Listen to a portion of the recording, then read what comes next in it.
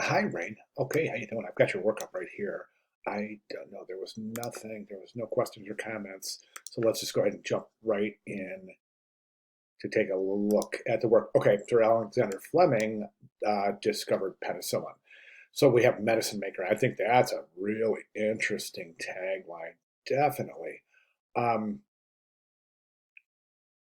As far as the let's do this. Let's take a look at the typography, and then we'll take a look at the concept and the layout, and we'll decide if there can be some improvements anywhere. So first, starting with the typography, my first recommendation is to consider using a second typeface for the tagline. That'll add typographic variety to the piece, and typographic variety is proven to provide more visual engagement for the viewer.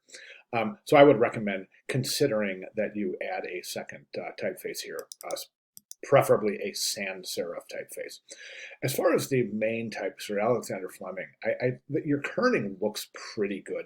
It's okay to have your serifs touch, as you have likely discovered. Um, you don't want your serifs to touch in body copy, but in this kind of display type, it's okay.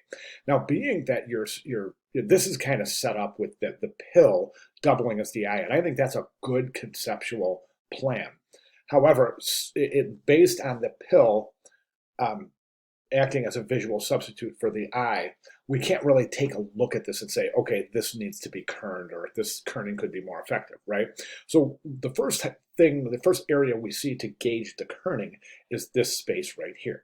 And this space is pretty closed. The serifs are touching.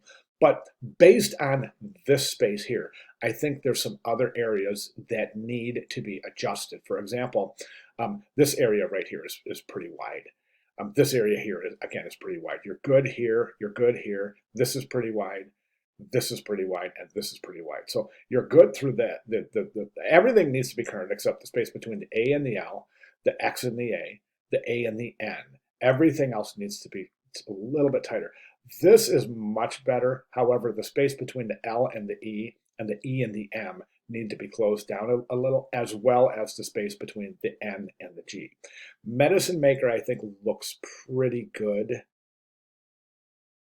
Um, you might want to adjust this as well based on what you've set up and established for your title area. This looks like it definitely could use some adjusting as well.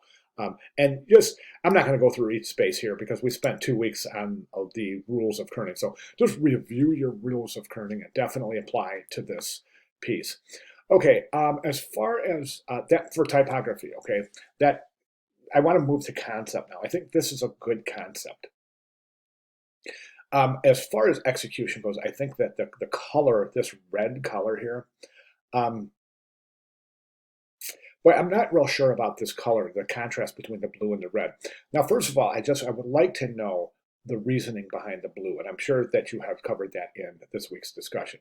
But if I take a look, what I want to do is I want to go ahead and I have this page up. This is Sir Alexander Fleming, but I want to do something. I just want to get a look at what penicillin looks like. So we get a visual, and we can see we've got all of these different versions of penicillin. Okay, and there are a couple that are red and white, as we can see. Um, Actually, I don't see. Oh, here we are, penicillin. Yes, it does come in red and white, so that's good. That's good. Um, So I'm really curious to see how that is going to transpose into the back and how we're going to use visual continuation onto the back of the poster. But this is all got it. The pill is on a diagonal there. The transition between the red and white's on a diagonal. And typically pills close one on the other. So there wouldn't be a diagonal. One half of the caplet would be red. The other half would be white. One half fits in the other.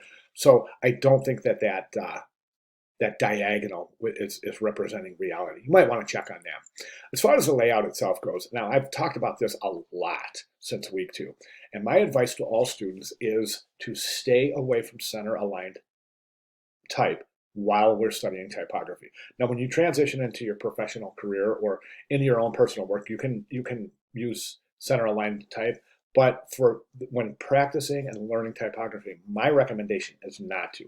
And the reason, so you know, is we're out to use everything on the page as a design element, right? Including negative space. Negative space can be used as an interesting design element, but unfortunately, center-aligned type does not engage the negative space at all. As a matter of fact, it renders negative space to be inactive, meaning that, and here's why it's not activated. So center-aligned type creates symmetry around the type, right? And as we know, symmetry is not usually the most interesting thing in terms of visual engagement and visual design.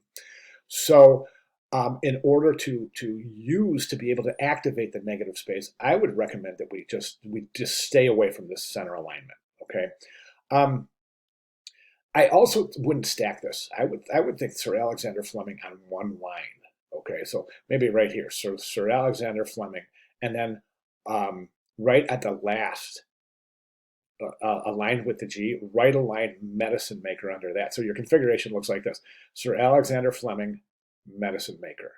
Do you see what I'm saying? And then placement, we'll also try to stay away from center placement, vertically and horizontally.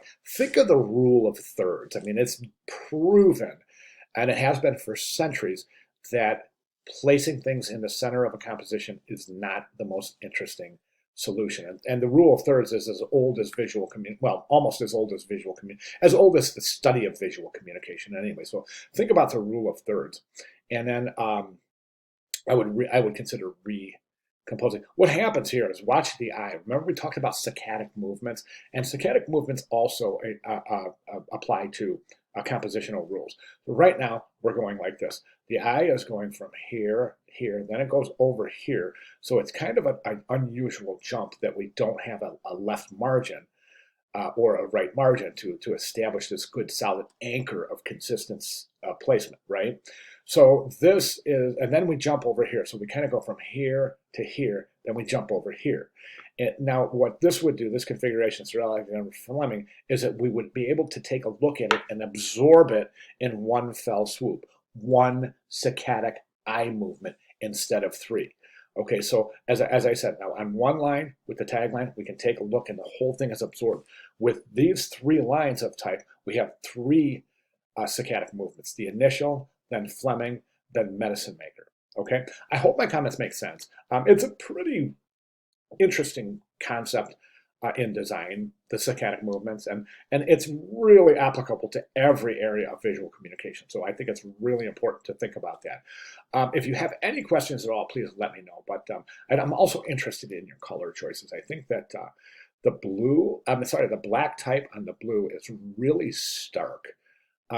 Black, that full opacity, that fully saturated black tends to really advance in a composition quite a bit. And if you think of some other colors that are pertinent to the concept and the laureate himself, and see if we can maybe adopt a color palette that is conceptually applicable. Okay, does that make sense? And again, please let me know if my comments make sense. It's really super important, as you know, that my critique comments make sense. Okay, so that's all I have. If you have any questions at all, please let me know. Thank you, Rayne.